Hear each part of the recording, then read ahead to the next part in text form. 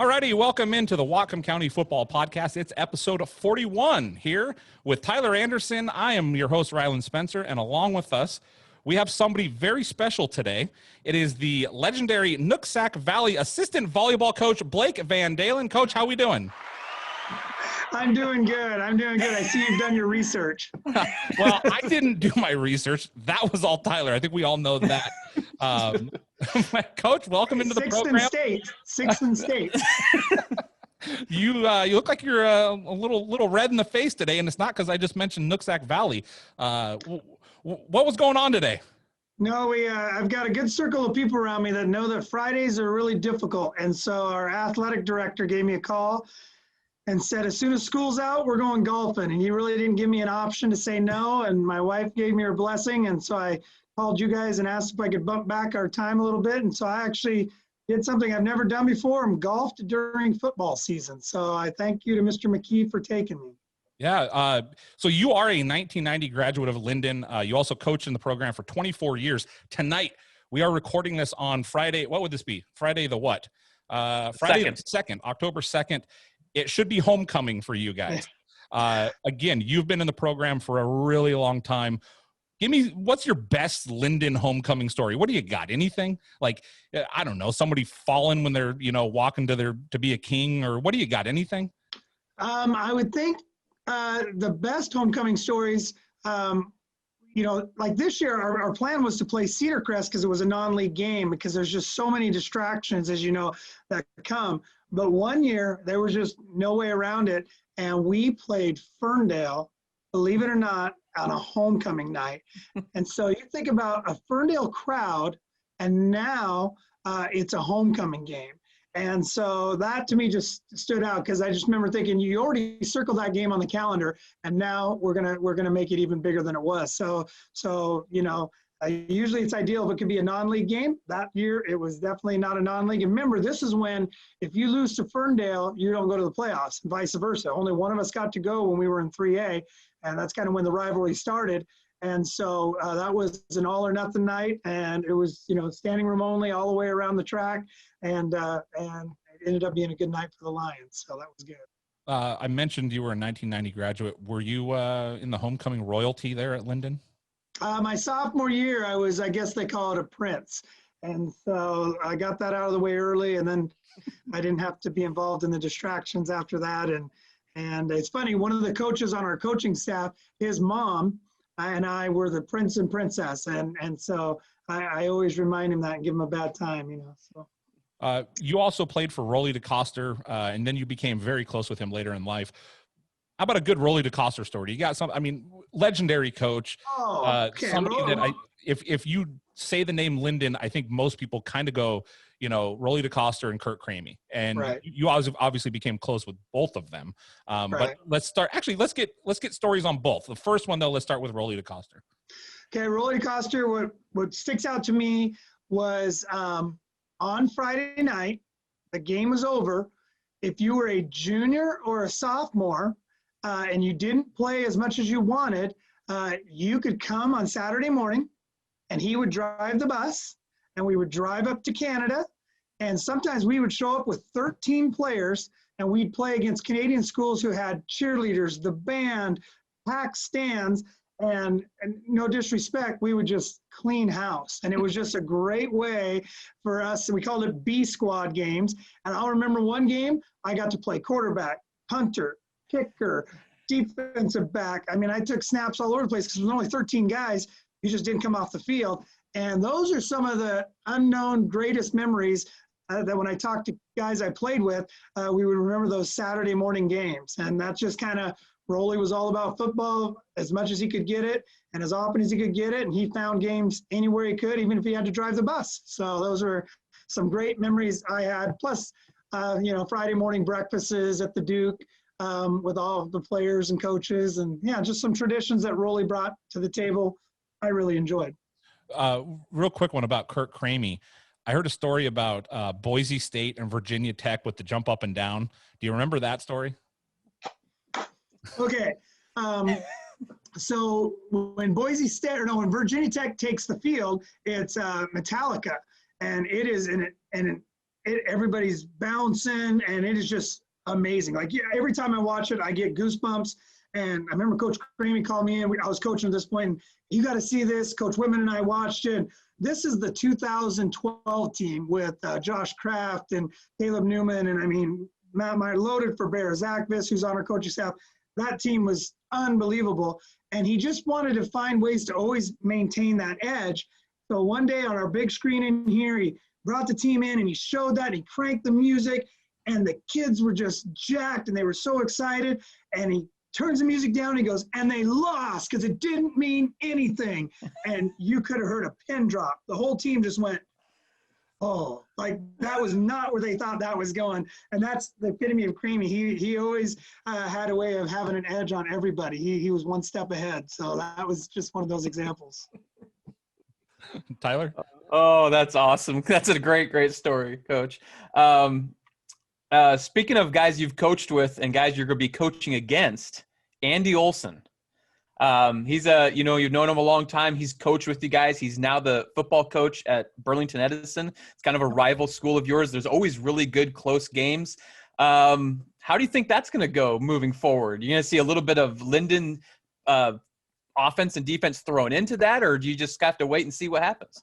It'll be interesting to see what he chooses to do with the offense and the defense. I do think some of the principles that we've learned over the years and established here, I think he'll continue to do, because he also coached here, played for Coach Cramey, coached with us, and it's really interesting. Every Friday night, I've had a phone conversation with the coaches that we were supposed to play. So our schedule's up there, and we worked really hard and put together a schedule. Hawkinson week 1, so I called Coach Steele and just talked about how awesome this night would have been, and then Coach Plankovich, and then Coach Lucy at Squalicum. I mean, it was going to be a heck of a start to the season with Hawkinson, Ferndale, and Squalicum, and then week 4 was going to be the great return of Andy Olson. And so we called him and talked about, just some of the things that we would have had in store for him and things like that. And so, so that's been exciting. That would have been the first time that I got to coach against a former player, and got to do it in basketball. Chaz Cock is the head coach there, and I coach with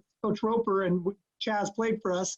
So I got to know what that's like, but never as a head coach. And so Andy and I are good friends, and we text a lot and talk a lot. And so it'll happen. It'll happen when it's supposed to happen, but that is going to be a fun rivalry. It'll be part of the family. Speaking of family, Coach, what's the over-under? If I set the over-under at 25, how many relatives have you coached? Oh. Well, are you counting third cousins? Because in London, third cousins is a big deal. Everybody seems to be a third cousin. So if it's third cousins, I'm over 25. But if you're just going immediate family and first cousins, we're under 25. Okay, yeah, I was going to say it's a tight-knit community, but every time we bring up a player, I always hear something about, well, yeah, he's a cousin of mine, or his wife married my brother's. I mean, it's just everybody seems it's a pretty neat deal up there. I've coached 4 Blakes. Yeah. And I think all of them were not necessarily named after me, but I was the oldest, so I take credit. And my mom used to, whenever somebody would name their kid Blake, she'd put me in the car, buy a pair of rubber barn boots, because we lived on the farm, drive to the hospital. Even Coach Whitman, I was there at 10 years old, handing him a pair of rubber boots because my mom felt like, hey, you're part of the Blake Club. So then I get to coach him. Oh, that's awesome. Rumor, you got some boys coming through the system, huh, Coach? Yeah, I do. My oldest son is now not going to be a ball boy or a water boy. He'll be a freshman. And then our 7th, that's Weston. And our 7th grader, Grady, gets to be promoted to ball boy this year. And our youngest son, Max, gets his first year as water boy. And so it'll be a busy sideline. Now, Coach, tell me this, as they grow up, is it hard? Is it easy? Do you just kind of let things go in terms of being the difference between dad and coach? Do you sometimes maybe put the coach hat on a little bit when you see him doing something? It'll be fun because So far, none of them play the positions that I coach, and so I'll be able to have somebody else coaching them. The hard part so far has been I don't get to see them play very much. Our schedule is so busy and so packed that I have seen very little of my own sons play football. That's part of the sacrifice of being a head coach, and they get it and they understand it. And it also, in my opinion, is a little bit healthy, because if a kid's playing just because their parents are in the stands, then there's something wrong with that. Kids got to do it for the love of the game, and that's why they do it. So it'll be exciting and something new that I've never got to experience, but I've coached with people who have got to coach their own kids and have been able to observe and watch and learn. And so hopefully I've gained some perspective on that. And I hope it'll be a special experience for us. We're going to test, your spelling here for a second, Coach. All right. Okay. You got 2 players off last year's team. I'll give you their numbers, and then you spell their names for me. All right. Okay. Number 24 and number 31. Can you give me their names? So first off, let's say them, and then spell them for me. And don't, trust me, there's nothing I can do to help you in terms of, like, what is the nation of origin or anything like that they do on the spelling bee. You got to figure this out on your own. 24 and 31, Coach. Okay. 24 is Marko Samakovic. Okay, I've also heard it pronounced Samakovic, and I said, which one do you like better? He says, Coach, I really don't care, which is kind of fits his personality as a kicker. It was so fun to coach him, because I'd say, you stressed? No, I just want to win a game winner, and that's all he wanted. So Samakovic, I'll say it your guys' way, Samakovic, Samoukovic, and then 31 was Elijah Diakianis. Okay, which is interesting. He wants to be on our coaching staff now. And so I said, hey, I need your email. And his email is Little Greek 31 or something to that effect. And I was like, that's Diakianis is a Greek name. So here we go. So Diacogiannis, Diakianis.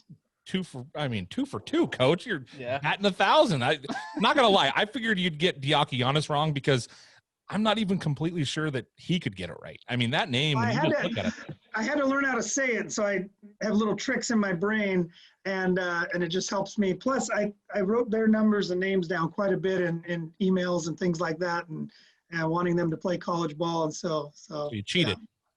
Yeah. So, Coach, going back the last few years, you've done this double quarterback thing, and it's worked out, and it's worked out for many probably different reasons. You've had the right kids to do it. Right. And is that something that going forward you kind of look at and say, I'm going to keep doing it that way? Or is it more like I'm going to do it if the opportunity presents itself? Right. We're going to do it when it works and makes our team the best. Both those guys, James and Brock, were really important to our defensive scheme, our rushing scheme. And then Baylor came in, and he is the same athlete as both of them. So we happen to have a unique situation where I've had 3 quarterbacks in a row, and then Cade Slayton's coming right behind them, Aiden Hermanuch right behind him. And we've just really been blessed with these dual threat, play defense quarterbacks, where we want to be really good, not at the beginning of the season, not at the end, but the entire time. And there was a game where Brock rushed 30 times against Ferndale. Yeah. And I remember thinking, he's not going to last. His body's not going to last. We need him on defense.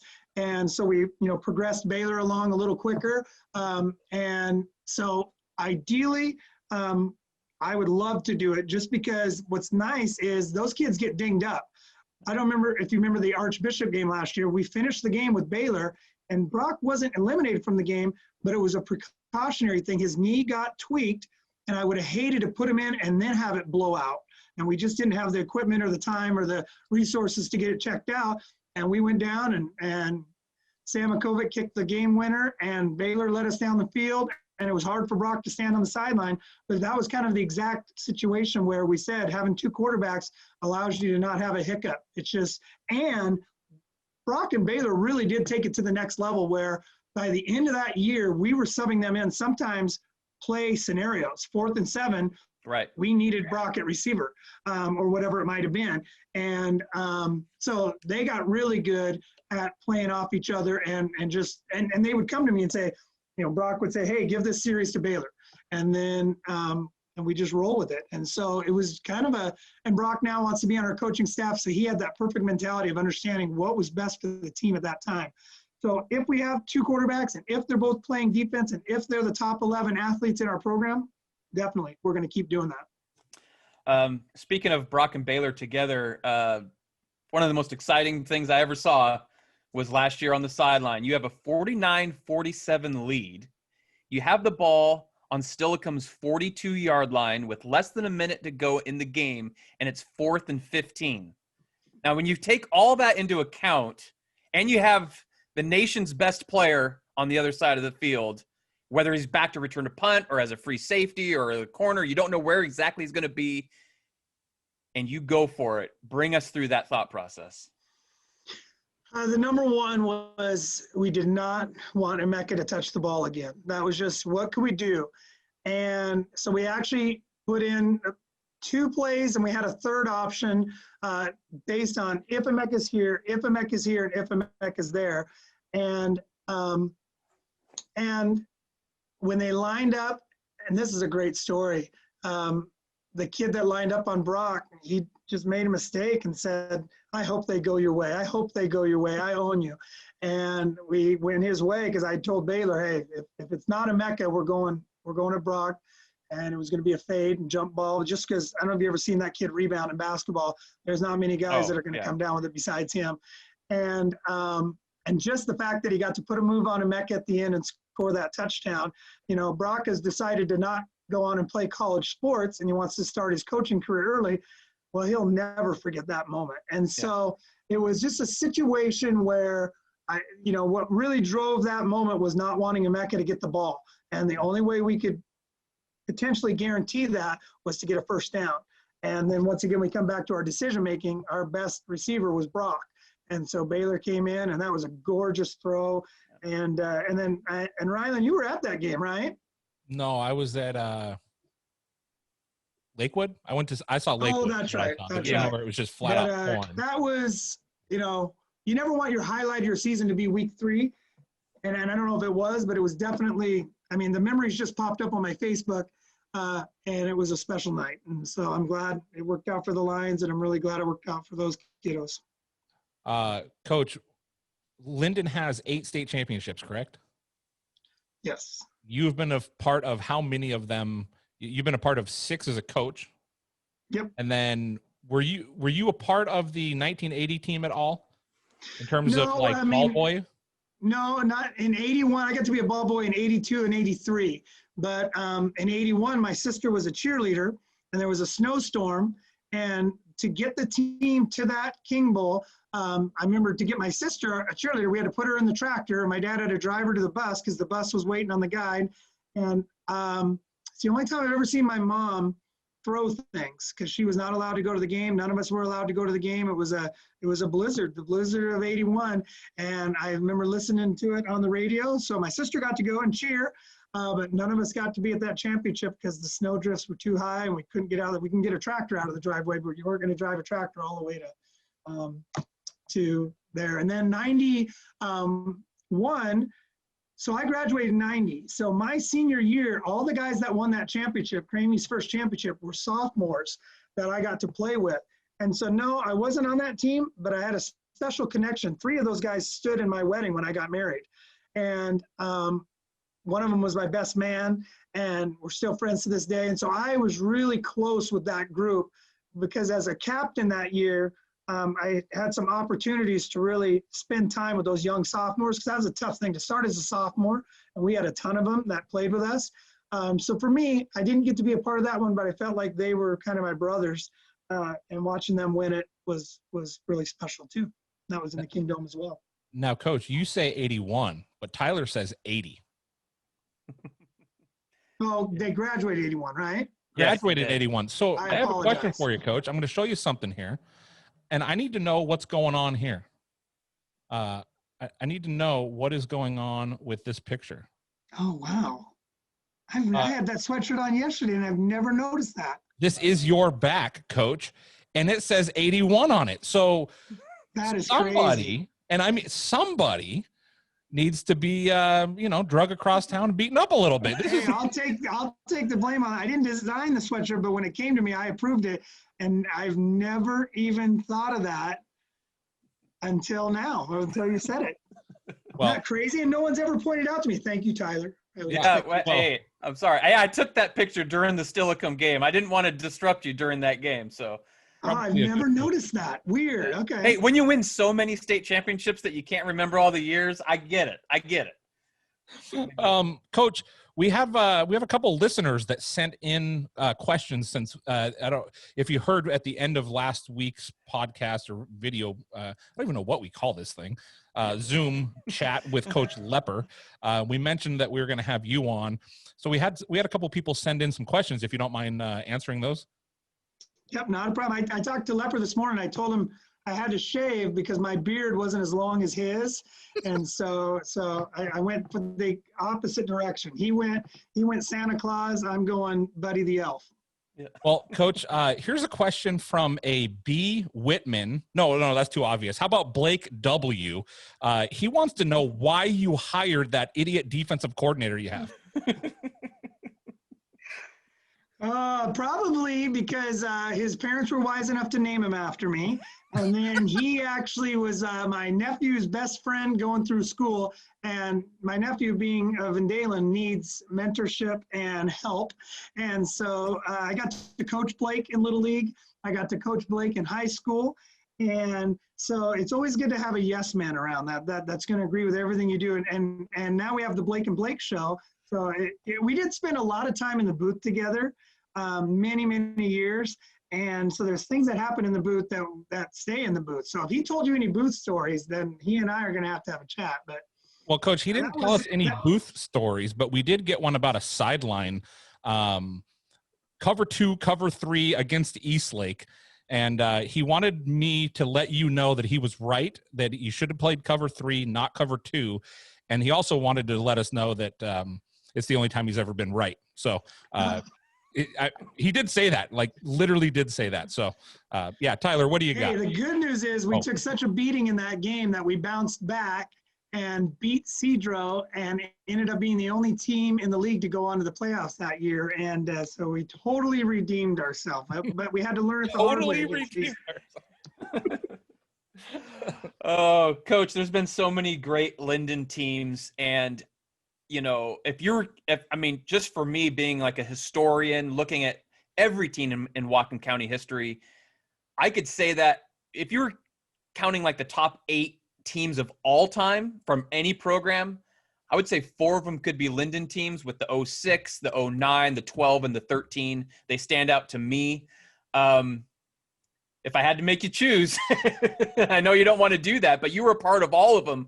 And is there something that's a common thread with all of them, or do you see, you know what I mean? I mean, something that is what makes each one of them special in your mind? You know, it's interesting. I'm here at the weight room, and we have pictures on the wall that start in the 91 championship. Yeah. And then we don't have any from the 80. Well, I actually have the 80 team on my wall in my office, but anyway, I got the 80 right twice now. The 91 is on the wall, but then the pictures started in 98 when we got our first win in the Tacoma Dome, and we ended up losing to Mariner eventually, but that was crazy. There's a couple teams that lost to Bellevue, 01, 02, and so those 3A teams, and then 04 with Cody Visser was on that team and Lance Wachter. So the problem is we were competing at 3A for so long that it's so hard to compare. Yeah. Then you get into the 2A where we had the back-to-back in 08, 09, and then the 2011, 12, and 13 three-peat with a second place in 2014. But, and I take a lot of heat for this because I think all those teams I've mentioned, there's just that much difference between them. Yeah. However, the 2012 team, what was different about that team was we had 7 D1 kids. We typically in Lynden have 1 at the most, if that. It's just not the Lynden way. I mean, we're the ultimate team concept, and we don't rally around just these massive D1 athletes. But that one had kids that went to West Point, kids that went to Portland State, kids that went to Montana, kids that went to Eastern after going to Wazoo. I mean, and what people don't remember about it was the way that team took care of their business. A lot of times they were out after the first quarter, second quarter. The average margin of victory that year was 42 points. Even the championship game wasn't close. So if I had to pick one, oh my gosh, Blair and those guys are going to kill me. I would pick that team. But everybody that I mentioned is just that close to all of them. And so, but that was a pretty explosive group, weapon-wise. Yeah. Coach, go ahead.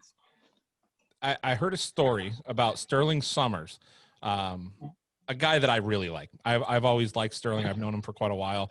And he went on and played basketball down at, was it Pomona? Point Loma. Yeah, Point Loma, that's right. So I heard a story. You guys are headed to Eastern Washington, football camp like you do every year. You're already laughing, Coach. I think you know where this is headed.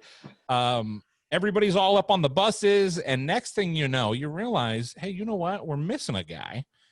And next thing you know, Sterling Summers and his family have a couple of buses rolling up on the front porch there. What can you tell me about that? Every year when we're getting ready to go to Eastern camp, we have manager Grant Brickmiller. I say, Grant, anything you want to tell the kids? And he always says the same thing. Don't be Sterling. Don't be Sterling. And Sterling slept in. And the bus leaves for Eastern about 5 a.m. And we're loaded up, ready to go, pulling out. And all of a sudden, no Sterling.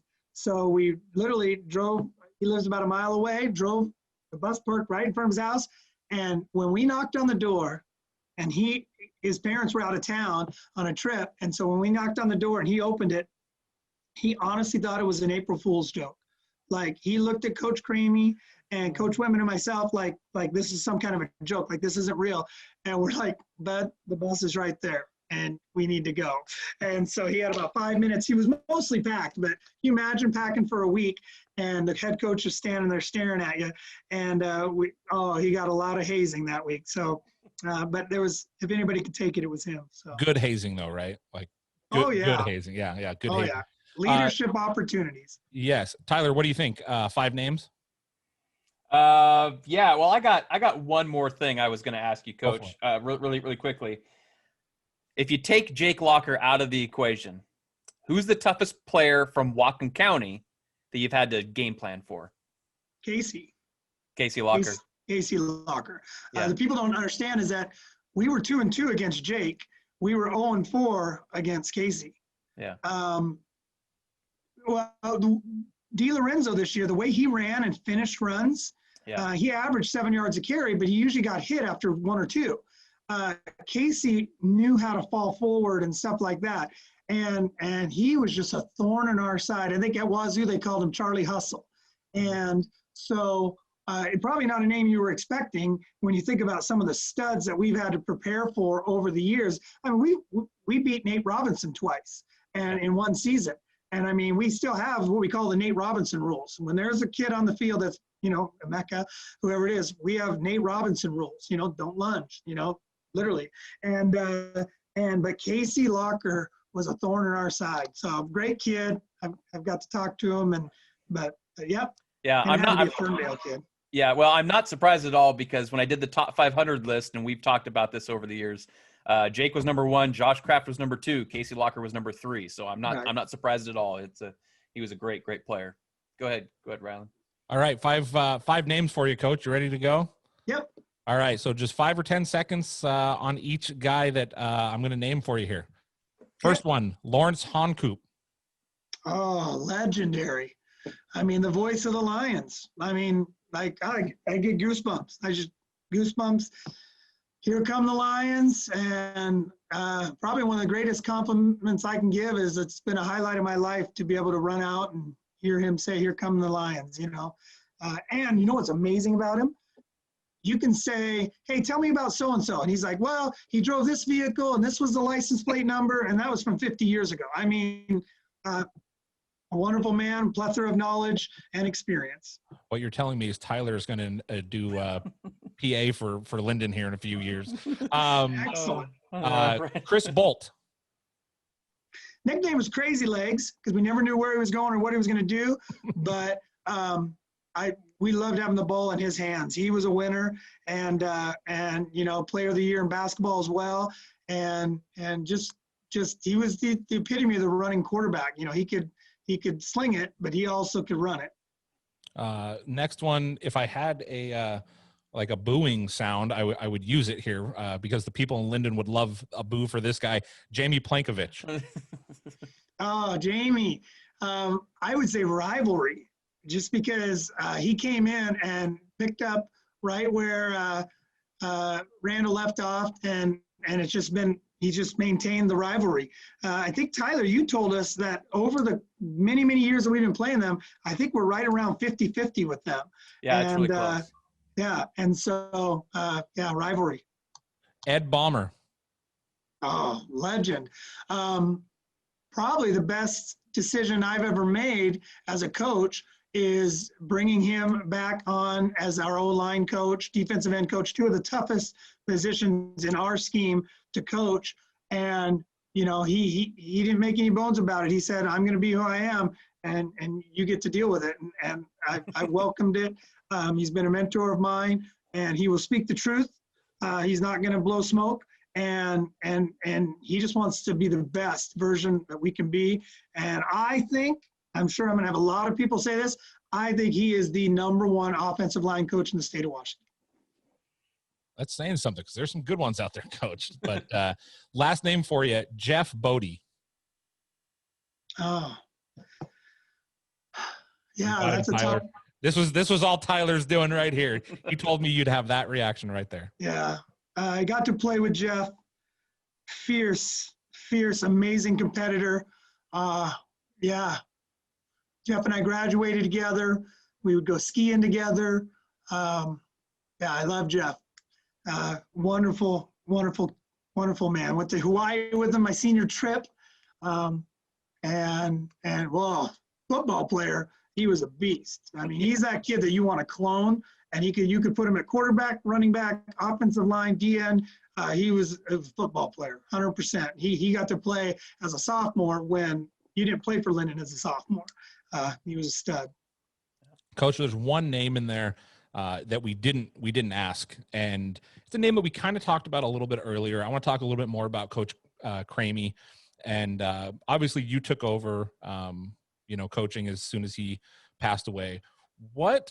Is there anything was there anything in your mind about there's certain things you cannot change that he did that kind of made Lynden what they are? Yeah.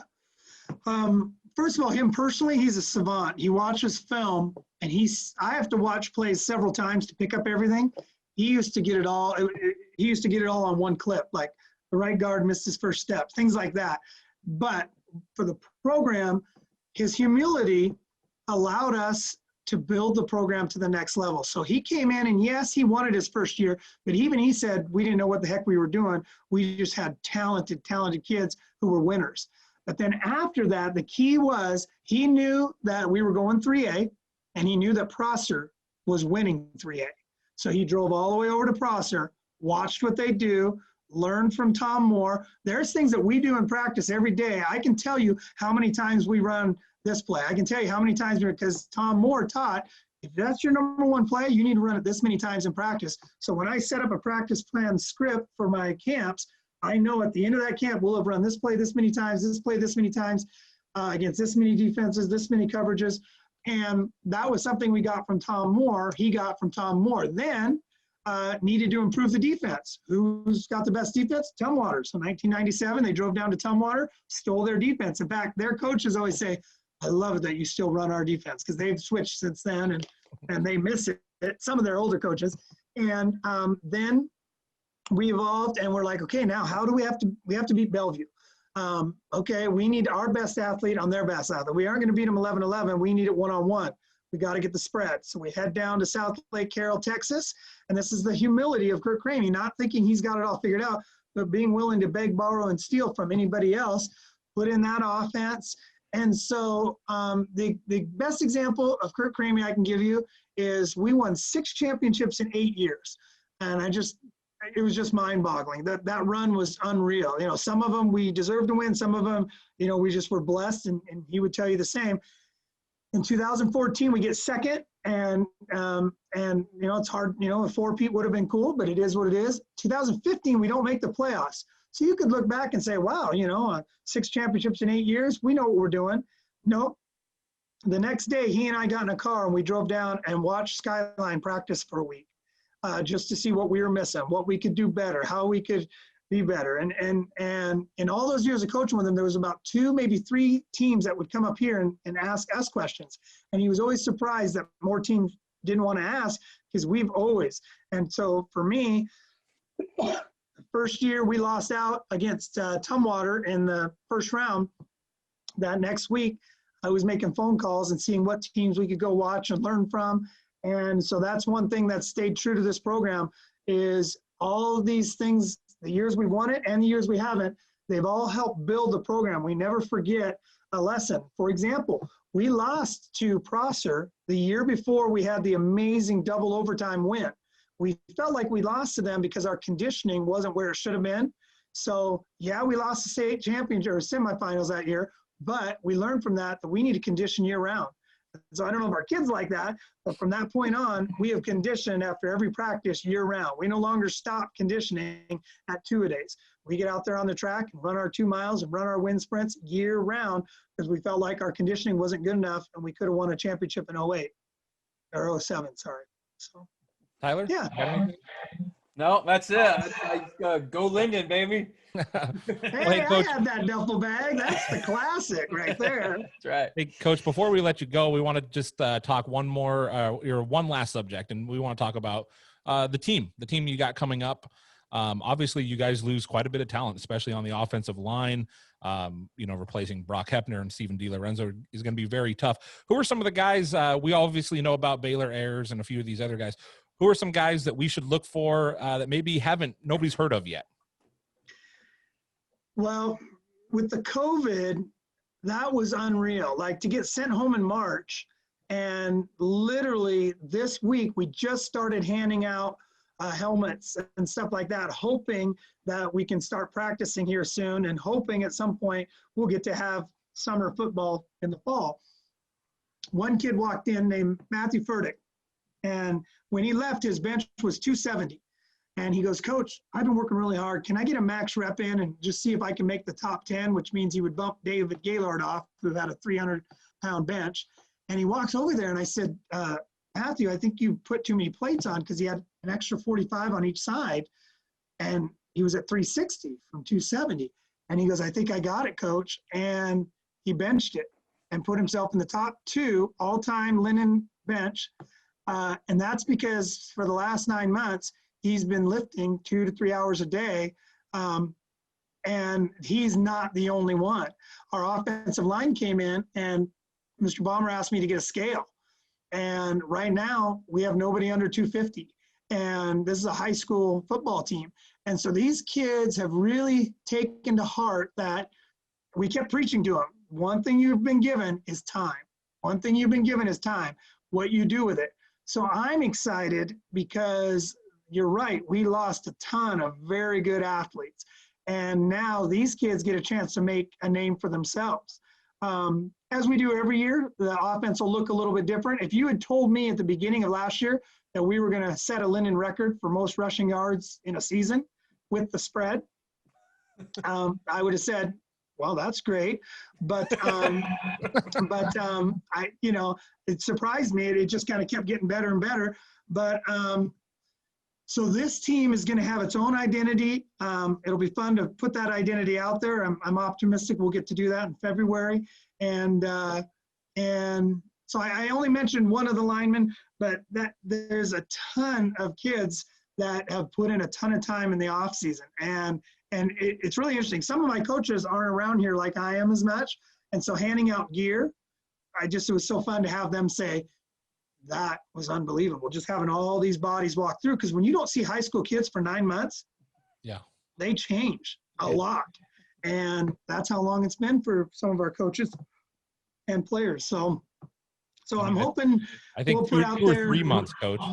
2 or 3 months. 2 or 3 months with high school kids. You know what I mean? Like, oh, I know. It's unbelievable how big some of these kids grow. And I mean, there's one athlete, and I'll just make this quick. There's one athlete from Peninsula that I spoke to the other day, and he told me he played last season at 5'9", like 160, and I'm writing an article on him, and he told me that he's 6 foot 195. And I'm just like, exactly, bro, what have you been eating? You know what I mean? Like, my goodness. Now it's a little different in Lynden because you guys got all the cows and all the steak and everything they could have right there that they want, right? Milk and steak, you gotta like it. I've got to see it in my own house. My son was 2 inches shorter than me when COVID started, and now he's an inch taller than me. So there you go. It's just everybody's growing, and not everybody, Coach, because I'd kill to be 5'7". I tell you what, man. Oh, I'm looking up at Steven DiLorenzo and Bodie Human like, come on, guys, give me some height. Tyler, where's the real quick, Tyler, where's the Lynden star on your banner? Right there, the green one, baby. Right there. There we right go. there. I like it. Yep. It's so it cool. might be the highest one on there, Coach. It's Lynden at the top. What are the odds?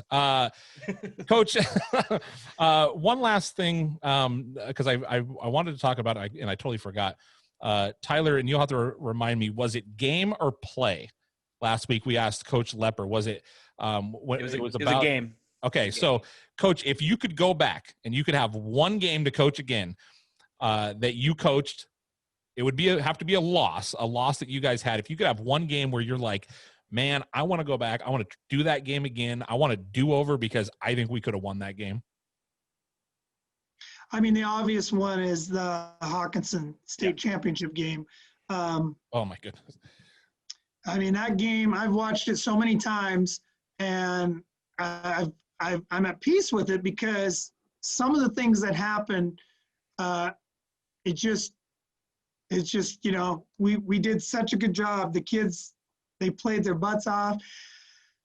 And so there's just things in that game that happened that people don't understand, that they're inches away from literally changing the entire game. And that's where you got to tip your hat and remember that when we won the 6 out of the 8 years, there was 2 games in there that did go our way, taking a safety, the double overtime. I mean, there was things that I can't be that coach that says why us and poor us, because we have been so blessed. But for those kids, that was a tough one. There's also one, Tumwater, that first season. We had so much adversity. It was a hard year. It was a hard year for the kids. It was a hard year for the coaches. There was so much emotion back behind it.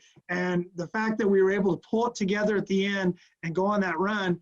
And then literally, I just wish we had that Tumwater game again, because there was just some things in there that yeah, but Tumwater is always going to be that way. We got him 2 years later, or a year later, and so would have been fun to have another shot at him this year. But yeah, so I appreciate you asking that question. And for that record too, I appreciate both of you.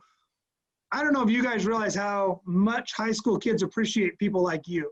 Our kids, Tyler, are dying to see a Lynden video game. It's coming. You know, we've enjoyed watching everybody else, and we've had all the fun comments, and it's been fun to text some of the other coaches and what were you thinking on that play? You know, I give them so much crap, but I know our turn's coming. But our kids are talking about watch parties and where are we going to watch the game? And then Ryland, when you came up to that game and came out on the field and talked to the kids, and a couple of our kids up until COVID hit have had a chance to play up in Canada because of some of your influence and help. So I just want to say thank you for both of you, because you make high school football more special than it already is. And right now, there's a lot of kids out there hurting, and this is a tough time for us. But thank you for taking the time to do these interviews and just, you know, supporting kids the way you do. You guys are the best. Well, Coach, you're making me blush over here. I know you can't tell it, and I can't tell it on you either, because it looks like you a nice pepperoni sausage you got going on there for your head. But, it's a sunny day. Well, I'll tell you what, let's end it right there. Coach Blake VanDalen, thank you for your time. He is Tyler Anderson, WhatcomPreps.com. Check it out. If you want to watch the, what is it called, Tyler? 2020 virtual season, what Coach VanDalen was talking about. Little tab up there in the upper left. You can find it on Facebook, History of Whatcom County Football. Is that right? Did I finally get that right? Yeah, History of Whatcom County High School Football, I think. High school football. Usually I say History of Whatcom County, and that's way off. But yeah, Tyler Anderson, history of Whatcom County High School football on Facebook or WhatcomPreps.com. I am Ryland Spencer, CascadiaPreps.com. Coach Blake VanDalen, thank you. Have a good night.